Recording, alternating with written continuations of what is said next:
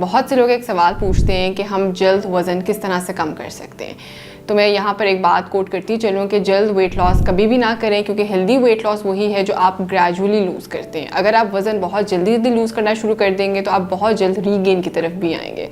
सो वो लोग जो अपना वज़न हेल्दी रेंजेस में लूज़ करना चाहते हैं और वो चाहते हैं कि उनका वज़न रीगेन ना हो, वो अपनी डेली लाइफस्टाइल में 5 पॉइंट्स को ज़रूर अपनाएं। उसमें सबसे पहला पॉइंट ये है कि आपने कभी भी किसी मील को स्किप नहीं करना।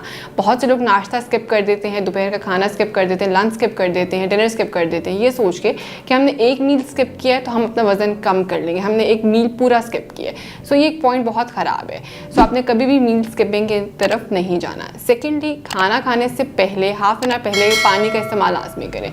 वो लोग जो बहुत ज़्यादा मोटापे का शिकार है, जिनका वज़न बहुत ज़्यादा है, अगर वो खाना खाने से आधा घंटा पहले पानी का इस्तेमाल करते हैं तो इसके इस्तेमाल से उनकी भूख जो है वो कम हो जाती है और वो ज़्यादा पोर्शन कंज्यूम नहीं करते।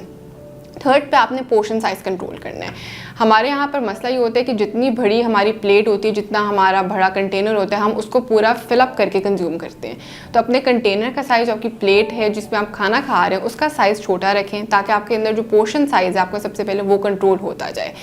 तो अगर आप पोर्शन साइज़ कंट्रोल करते हैं अपना, तो इसके थ्रू भी अपने वज़न को आप कंट्रोल कर सकते हैं। इसके अलावा वक्त, हम लोग टाइम को फॉलो नहीं करते। मैं पेशेंट से अक्सर पूछती हूँ कि आप नाश्ता करते हैं, तो आगे से कहते हैं जी हमने नाश्ता किया है, लेकिन जब टाइम पूछा जाता है तो टाइम पे वो बताते हैं कि नाश्ता हमने 2 बजे किया है या 12 बजे किया है, जो कि बहुत ख़राब प्रैक्टिस है।